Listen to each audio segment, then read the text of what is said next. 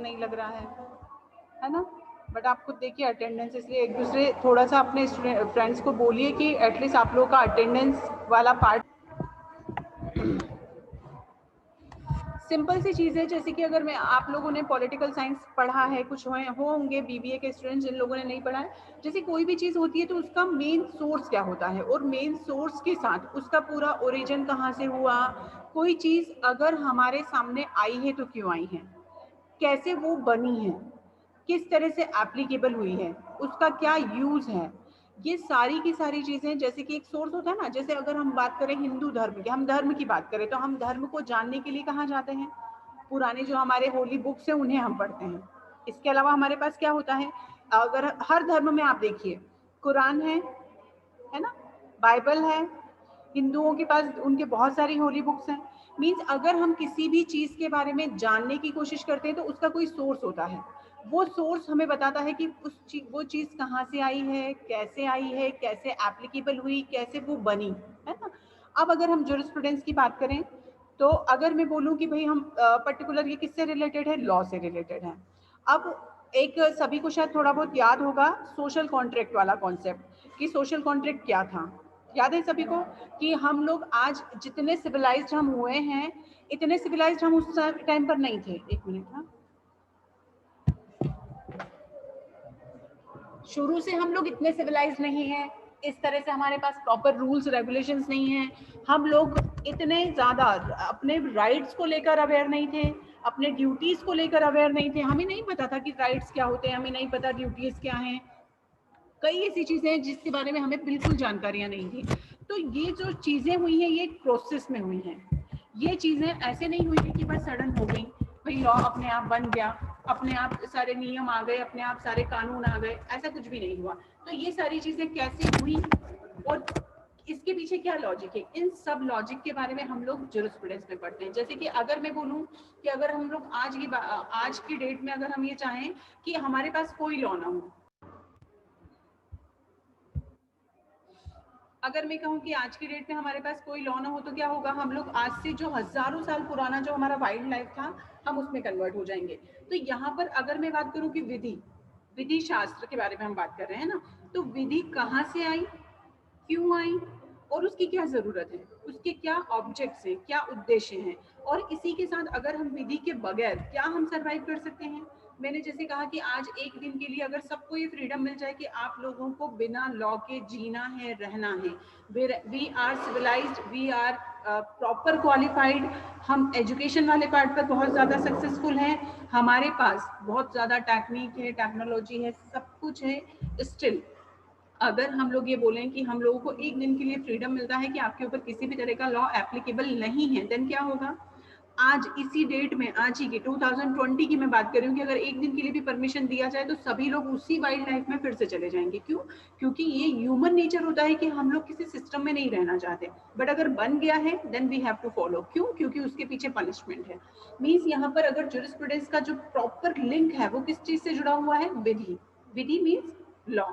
अब अगर लॉ है तो क्या सिर्फ कह देने से लॉ एप्लीकेबल हो जाता है, क्या सिर्फ मान लेने से लोग उसे मान लेते हैं। हमारे ऊपर किसी लॉ को डाल दिया गया, आज हमारे पास आईपीसी है, सीआरपीसी है, पूरा सिस्टम है, आप लोग सारी चीजें पढ़ रहे हैं, आप लोगों को पता है कि कितने तरह के एक्ट होते हैं आज की डेट में। अब ये सब अगर है तो क्या हमारे यहाँ पर क्राइम नाम की कोई चीज नहीं है क्या? स्टिल है। आज की डेट में क्या लोग अपराध नहीं करते हैं? वो भी हैं। क्या लोगों को पनिश नहीं किया जाता है? वो भी हैं। तो क्या जूरिस्प्रूडेंस पूरी तरह फेल हो गया? नहीं, है ना। मीन्स यहाँ पर जूरिस्प्रूडेंस अगर है तो कितनी चीजों के साथ हमको डील करता है। सबसे पहले विधि क्या है। अब विधि क्या है, ह्यूमन बिहेवियर को कंट्रोल करने के लिए कई सारे रूल्स रेगुलेशन जो मानवीय स्वभाव को कंट्रोल करते हैं, है ना। अब अगर हम उन्हें कंट्रोल करते हैं तो जरूरी है कि कई लोग ऐसे हैं जो नियमों को नहीं मानते हैं, कई सारे लोग हैं जो लॉ को नहीं मानते हैं। कौन है वो लोग?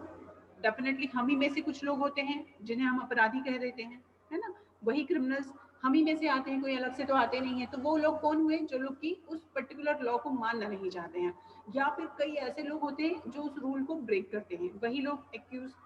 अब अगर कुछ नियम हमारे लिए बना दिए गए हैं और अगर उन्हें नहीं माना जाता है तो फिर भी तो कोई सिस्टम होना चाहिए। वो सिस्टम कौन सा होगा? पनिशमेंट। ठीक। अब अगर पनिशमेंट वाला पार्ट है तो पनिशमेंट के साथ क्या जस्टिस मैटर करेगा? तो डेफिनेटली कि क्या जिस व्यक्ति ने अपराध किया है या जिसने रूल ब्रेक किया है उसे ही पनिश किया जा रहा है, तो यहाँ पर एक जस्टिस वाला पार्ट बहुत मैटर करता है। मीन्स अगर हम जूरिस्प्रूडेंस की बात करते हैं तो सबसे पहले law, second punishment and third justice. ये तीन ऐसी सीक्वेंस है जिसके बारे में जूरिस्प्रूडेंस हमसे बात करता है।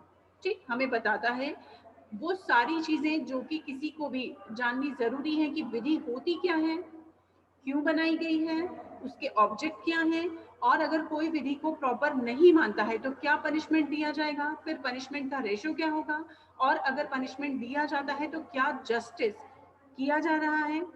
इन सभी के साथ एक चीज और है जिसके बारे में हम जो कि हम जो स्टूडेंट्स में बहुत डिटेल में और वास्ट हम स्टडी करते हैं, वो है हमारे सोर्स ऑफ लॉ। ठीक, कि विधि आई कहाँ से। जैसे मैं नॉर्मली बोलूँ कि विधि कहाँ से आई, तो सभी लोगों को पता है कि हम लोगों ने, जैसे हम लोग कस्टम्स के बारे में जानते हैं, रूढ़ी के बारे में जानते हैं, है ना। तो हमारे कई सारे रूल्स तो वैसे कि वैसे हमने एप्लीकेबल किए हैं। आप सभी लोग पर्सनल लॉ पढ़ चुके हैं, हिंदू लॉ, मुस्लिम लॉ आप लोग पढ़ चुके हैं। आप सभी लोगों को पता है कि आज भी पर्सनल लॉ मीन्स पुराने जो कस्टम्स चले आ रहे हैं, जो पुरानी रूढ़ियाँ चली आ रही हैं, उनके अकॉर्डिंग आज भी हम कई सारे नियम एज इट इज फॉलो करते हैं, है ना। इसी के साथ एक और चीज है जिसके बारे में जूरिस्प्रूडेंस में डिस्कस किया गया है, जो सबसे ज्यादा इंपॉर्टेंट है और मेन बहुत ज्यादा मैटर करता है हम लोगों के लिए, वो है हमारे लीगल राइट्स और लीगल ड्यूटीज। इसके साथ एक चीज और है, legal personality. Who is the legal personality? क्या जो लीगल पर्सन है उसी को उसके राइट्स को अवेल करने का राइट होगा और उसे उसकी ड्यूटीज फुलफिल करने के लिए बाध्य किया जा सकेगा। तो यहाँ पर सिंपली अगर हम लोग जूरिस्प्रूडेंस की बात करें तो आपको कुछ भी दिमाग नहीं लगाना है, सिर्फ आपको ये जानना है कि विधि शास्त्र मतलब कि जिसमें हम विधि के बारे में जानते हैं। अब विधि के बारे में अगर हम बात करते हैं तो हमें पता होना चाहिए कि विधि क्या है। विधि क्या है? मनुष्य के व्यवहार को नियंत्रित करने वाली प्रक्रिया, पहली चीज। ह्यूमन बिहेवियर को कंट्रोल करना। फिर पनिशमेंट क्या है? तो पनिशमेंट जो लोग उस रूल को नहीं मानते हैं, फिर उसके बदले में कुछ ऐसा एक प्रोसेस हो, ऐसी कोई प्रक्रिया हो जो कि हमें यहाँ पर ये चीज करवा सके कि हम उन रूल्स को प्रॉपर एप्लीकेबल करें और लोग उन्हें मान सकें। ठीक, इसी के साथ सोर्स ऑफ लॉ कि रूल्स रेगुलेशंस आए कहाँ से, और जस्टिस सबसे मेन पार्ट। अगर हम लोग नेचुरल लॉ की बात करते हैं, नेचुरल जस्टिस की बात करते हैं, अभी हम लोग स्कूल जब पढ़ना स्टार्ट करेंगे कल से, तो आप लोगों को समझ में आएगा कि हर एक अलग अलग कॉन्सेप्ट है, अलग अलग आइडियोलॉजी है लॉ को लेकर, अलग अलग आइडियोलॉजी है, ओपिनियन से, विचारधाराएं हैं कि कौन सा सिस्टम सबसे सही है, क्या विधि कैसी होनी चाहिए, कैसी थी, क्या पुरानी ही को ही एप्लीकेबल किया जाए, नए अमेंडमेंट होने चाहिए, नहीं होने चाहिए। मतलब सिंपली आपको सिर्फ इतना ध्यान रखना है जूरिस्प्रूडेंस के पढ़ते टाइम, आपका फोकस होना चाहिए विधि पर, लॉ पर, कि लॉ क्या है, कैसे काम करता है, कैसे नहीं काम करता। अब जैसे कि आज की डेट में हम लोग एक शब्द से आप समझिए अमेंडमेंट होते हैं, टाइम टू टाइम अमेंडमेंट होते हैं। क्यों होते हैं भाई? क्यों? क्योंकि यहाँ पर सोसाइटी की जरूरत है कि जो पुराना लॉ है या पुराना लॉ का स्ट्रक्चर है वो अभी हमारे लिए फुलफिल नहीं है, वो हमें कंप्लीट जिस ऑब्जेक्ट के लिए उसे बनाया गया है वो कंप्लीट उस पर्टिकुलर पार्ट को नहीं कर पा रहा है, इसलिए अब हमें नया लॉ चाहिए। तो क्या किया हमने? कस्टम्स को भी छोड़ा है, कई सारे पुराने रूल्स रेगुलेशंस को छोड़ा है, नए अमेंडमेंट्स हम लेकर आते हैं। इस तरह अगर हम बात करें कि हम लोग जूरिस्प्रूडेंस है क्या, तो जूरिस्प्रूडेंस इन सभी का निचोड़ है। जूरिस्प्रूडेंस में हम वो सारी चीजें डिस्कस करते हैं जो लॉ से रिलेटेड हैं, फिर चाहे वो पनिशमेंट हो, फिर चाहे वो जस्टिस हो, फिर चाहे वो लीगल राइट्स हो या लीगल ड्यूटीज हो। फिर एक और चीज है ऑनरशिप। क्या होता है ऑनरशिप? किसके पास है ऑनरशिप? ऑनरशिप के लिए क्या, मैंने बोल दिया कि ये लैपटॉप मेरा है, मेरा कहने से मेरा हो गया। पोजीशन क्या होता है? तो यहाँ पर ये सारी चीजें हमारे लीगल राइट से रिलेटेड है, हमारी ड्यूटीज से रिलेटेड है। और सिंपली आपको सिर्फ एक थॉट यहाँ आपके माइंड में जनरेट करना है कि अगर हम जूरिस्प्रूडेंस के बारे में बात करते हैं तो आपको यहाँ टिपिकल वर्ड्स में नहीं जाना है, सिर्फ आपको ये फोकस करना है कि jurisprudence means law. Law means कैसे बना, कैसे आया, ओरिजिन, उससे रिलेटेड आइडियोलॉजी, उससे रिलेटेड पनिशमेंट, उससे related justice, rights, legal personality, object of rules regulations laws, और अगर वो ऑब्जेक्ट फुलफिल नहीं होते हैं देन नेक्स्ट क्या? Social responsibilities. सोशल रिस्पॉन्सिबिलिटीज के साथ सोशल ऑर्डरिंग। आप शुरू से लेकर आज तक देखते आइए कि कुछ ऐसे लॉज होते हैं जो कि पहले शायद हमारे लिए बहुत बेनिफिशियल थे, आज के डेट में हमारे लिए उनकी कोई वैल्यू नहीं है। क्यों? आज का समय चेंज हुआ है, टाइम बदला है, तो टाइम के साथ हमारा लॉ भी बदल जाएगा। इसी तरह पनिशमेंट वाले पार्ट पे कैपिटल पनिशमेंट कई सारी कंट्रीज हैं जहां पर एप्लीकेबल नहीं है, इंडिया में है, तो उस पार्ट पर डिस्कस किया जाना। सिंपली मीन्स आपको यहाँ डिस्कस करना है कि what is law, origin of law, development of law, और अगर कहीं से लॉ में चेंजेस होते हैं तो वो किस तरह से होते हैं। तो इन सभी चीजों पर जो डिस्कस किया जाता है वो जूरिस्प्रूडेंस में किया जाता है। आपको यहाँ बहुत ज्यादा इस तरह से दिमाग नहीं लगाना है कि उसमें कई सारी चीजें आपको इस तरह से पढ़ने को मिलेंगी कि बहुत बड़े बड़े हम लोग ऐसे लिटरेचर वाले शब्द, सिर्फ आपको आइडियोलॉजी वाला पार्ट जो स्कूल वाला पार्ट है वो शायद थोड़ा सा इरिटेटिंग रहा है, बट उसमें भी आपको ये समझना है कि जैसे हम लोगों ने पॉलिटिकल साइंस पढ़ा था और उस पॉलिटिकल साइंस में आपने देखा था कि अलग अलग आइडियोलॉजी होती है, हर कई सारे पॉलिटिकल थिंकर्स अगर सेम आइडियोलॉजी को बिलोंग करते हैं तो उनका अपना एक स्कूल हो जाता है ना। अब जैसे मैं ये कहूँ कि मैं पॉलिटिकल साइंस सॉरी मैं अगर ये कहूँ कि मैं नेचुरल जस्टिस वाला जो पार्ट है उस ओपिनियन को सपोर्ट करती हूँ, और उसके फेवर में अगर मैंने अपनी कोई ओपिनियन रखे हैं तो उससे जुड़े जितने भी लोग हैं और प्लस मैं हूँ, हम सब लोगों का मिलकर एक आइडियोलॉजी जनरेट हो गया, है ना। इसी तरह हिस्टोरिकल हिस्टोरिकल स्कूल ये बोलता है कि भाई जो पुराना हिस्ट्री है हमारा और जो हमारे पुराने लॉज हैं, रेगुलेशन हैं, उन सब से मिलकर ही हमारा लॉ बना है, और मेन सोर्स ही उसे माना जाता है कि हिस्ट्री हमारा मेन सोर्स है हमारे लॉ के लिए। तो वो एक आइडियोलॉजी जनरेट हो गया, मैंने भी उसे अग्री किया कि हाँ भाई हिस्ट्री के बगैर तो लॉ पॉसिबल ही नहीं था, पुराने जो रूल्स रेगुलेशंस चले आ रहे थे उन्हीं से मिलकर तो लॉ बना है ना। इसी तरह अगर मैं एनालिटिकल स्कूल की बात करूं तो एनालिसिस क्या होता है किसी चीज का, कि हम किसी चीज को देखते हैं कि ये चीज कितनी सही रही है और कितनी गलत रही है ना। तो अगर हम लॉ का एनालिसिस करें तो किस तरह के रूल्स, आप देखें ना अमेंडमेंट वाला पार्ट ही इसी से रिलेटेड है कि अगर हम ये देखें कि हम क्यों टाइम टू टाइम हमें अमेंडमेंट करने पड़ते हैं, क्यों टाइम टू टाइम हम लोग नए लॉज लेकर आते हैं। आज की डेट में भी अभी 2020 तक we are civilised, still we need some laws, कई ऐसे नए नए लॉज हैं जिनकी हमें जरूरत है, जो कि बनने चाहिए। मीन्स ये एक एनालिसिस हुआ कि इस पर्टिकुलर पार्ट पर अभी भी कई ऐसे लॉ होने चाहिए जिनका बनाया जाना जरूरी है, जिनका होना जरूरी है, जिनका इन्फोर्समेंट जरूरी है। तो इस तरह से अगर हम बात करें तो कई सारी ऐसी चीजें होती हैं जो कि एनालिसिस की जाती हैं, कुछ ऐसी हैं जो बेसिकली चली आ रही है। जैसे कि पुराना हिस्ट्री की अगर हम बात करें तो हमारे सारे पर्सनल लॉज आज भी हमारे हिस्ट्री से रिलेटेड है, कस्टम से रिलेटेड है, रूढ़ियों से रिलेटेड है। फिर कई सारे ऐसे लॉज हैं जो कि किससे आते हैं, जुडिशियल प्रेसिडेंट से आते हैं। पुराने जो संविधान जो कि जजेस होते हैं, उन जजेस के जो रूल्स हैं, जो उन्होंने डिसीजन दिए हैं, उनसे नए लॉ आते हैं। मीन्स ओवरऑल अगर हम जूरिस्प्रूडेंस की बात करें तो हमें सब इन सब चीजों को पढ़ना है। तो आई डोंट थिंक कि इनमें से कुछ भी ऐसा है जो शायद टफ है ना। टफ टफ के साथ ये भी नहीं है कि जूरिस्प्रूडेंस में कुछ ऐसा है जो समझ में ना आए। क्या ऐसा है कि आपको लॉ नहीं समझना है? सिंपली आप लोगों को पता है कि लॉ होता क्या है, कि आपको ये नहीं पता है पनिशमेंट क्या होता है, you know it very well. Justice क्या होता है, इन दोनों के बीच का जो बैलेंस है, लॉ और पनिशमेंट के बीच का जो बैलेंस है वो जस्टिस है ना। उन दोनों को जो बैलेंस करता है वो जस्टिस है। विक्टिम को मिलने वाला सेटिस्फेक्शन वो जस्टिस है। मीन्स अगर हम, और फिर लीगल राइट्स, अब लीगल राइट्स की और ऑनरशिप की जो मैंने बात की है, तो ये क्यों जरूरी है डिस्कस करना? क्यों? क्योंकि अगर हमारे राइट्स का वायलेशन होता है तो हम कब उस वायलेशन के अगेंस्ट रिलीफ ले सकते हैं, जबकि हम उस राइट को लीगली रखते हैं।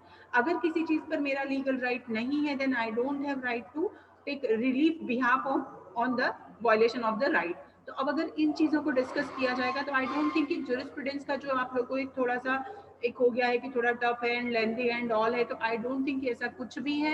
ये सारी चीजें आप लोगों के लिए बहुत इजी हैं, कंफर्टेबल हैं। इन सारी चीजों में कुछ भी ऐसा नहीं है जो कि आपको शायद समझ में ना आएगा।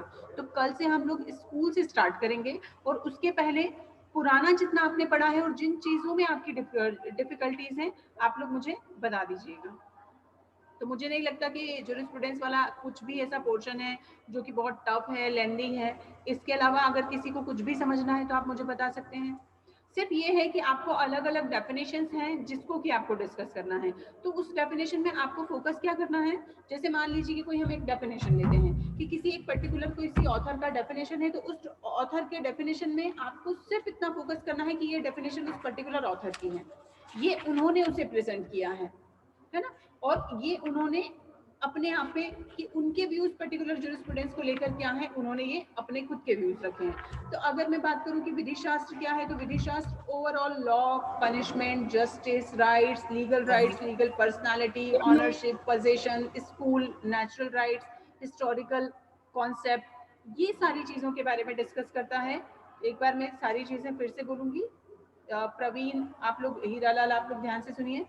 विधि शास्त्र में हम बात करते हैं विधि की, दंड की, न्याय की, विधिक अधिकारों की, विधिक कर्तव्य की, स्वामित्व क्या होता है, कब्जा क्या होता है, फिर अलग अलग स्कूल्स मतलब कि विचारधाराएं, आइडियोलॉजी, आइडियोलॉजी मीन्स जब किसी पर्टिकुलर एक थॉट है, उस थॉट, वो थॉट जनरेट होता है, लोग उस थॉट को में बिलीव करते हैं, तो जब कई सारे लोग उस ओपिनियन को सपोर्ट करते हैं तो कई सारे लोग मिलकर एक अपनी आइडियोलॉजी जनरेट करते हैं, मींस विचारधारा, ओपिनियन। तो उसके बारे में कि क्या जैसे प्राकृतिक सिद्धांत सही है, प्राकृतिक विधि सही है, प्राकृतिक अधिकार सही है, या फिर एक इतिहास के तौर पे अगर हम देखें तो ऐतिहासिक जो कंसेप्ट है वो क्या सही है, फिर एनालिटिकल, विश्लेषणात्मक सिद्धांत, मींस कि जब किसी विधि का हम विश्लेषण करते हैं तो वो किस पार्ट पर उसके ऑब्जेक्ट्स बदलते हैं टाइम टू टाइम, और ऑब्जेक्ट्स बदलते हैं या हमारी बेसिक नीड्स बदलती है, तो इन सबको मिलाकर जूरिस्प्रूडेंस बना है। जूरिस्प्रूडेंस में कुछ भी ऐसा नहीं है जो कि आपके लिए ये है कि कुछ नया है। यही सारी चीजें जो कि आप कई सारी जगह अलग अलग जो टुकड़ों में आप पढ़ रहे हैं वो सही आपको एक जगह मिलकर पढ़ना कि लॉ क्या है, लॉ का कॉन्सेप्ट क्या है। ठीक है, तो यहाँ आई डोंट थिंक कि कुछ भी ऐसा प्रॉब्लम आएगा। हाँ, बस ये है कि थोड़ा आप लोगों को स्टडी करना है। आप लोग आज ही जूरिस्प्रूडेंस का जितना पार्ट आप लोग पढ़ चुके हैं प्लीज आप उसे स्टडी कर लीजिए, और कल से हम लोग स्कूल से स्टार्ट करेंगे। स्कूल से पहले का जो फर्स्ट यूनिट आप लोगों का कंप्लीट हो चुका है, उसमें जिसे भी प्रॉब्लम है शाम को मुझे एक मैसेज ड्रॉप कर दीजिएगा प्लीज, तो हम लोग उसको एक अलग से लेक्चर में डिस्कस कर लेंगे। प्रॉपर जो आपकी पीपीटीज भी मैम ने आई थिंक शेयर की हैं, कि अगर हम बात करते हैं लॉ की, लॉ हमारे लिए बहुत जरूरी है। अभी क्यों जरूरी है, बहुत जरूरी है, वी नो दैट, बट क्यों, सिंपल सा क्वेश्चन है मेरा, क्यों जरूरी है, कोई बता सकता है मुझे? सो दैट हर चीजें सिस्टमैटिकली ऑपरेट करें। Okay, and we have to secure our rights, we have to protect our rights, legal rights. और अगर कुछ लीगल ड्यूटीज हमारे ऊपर डाली गई हैं तो उन लीगल ड्यूटीज को सामने वाला फुलफिल करे। अब सिंपल सी बात है, जैसे मैंने बोला कि सोशल कॉन्ट्रैक्ट का कॉन्सेप्ट शायद ये बीए के स्टूडेंट्स ने पढ़ा है पॉलिटिकल साइंस में, कि हम लोगों ने एक स्टेट बनाया। शुरू में तो हम लोग वाइल्ड लाइफ में रहते थे, अब अगर हम लोगों ने एक स्टेट बनाया, हम लोग प्रॉपर अपनी गवर्नमेंट लेकर आए, हम लोगों ने धीरे धीरे एक सिस्टम में हम आने लगे। उस सिस्टम में जब हम आने लगे तो सबसे पहली जो चीज वो हुई कि हमने हमारे सारे मनमाने जो अनलिमिटेड राइट्स थे, जो कि बिना स्टेट के, मैंने कहा ना कि अगर आज की डेट में हम लोग ये बोले कि कोई रूल्स रेगुलेशंस नहीं है, हम आज के आज ही वापस से वाइल्ड लाइफ में कन्वर्ट हो जाएंगे। क्यों? क्योंकि हम लोग, ह्यूमन नेचर ही ऐसा होता है कि हम लोग फ्रीडम के साथ रहना चाहते हैं।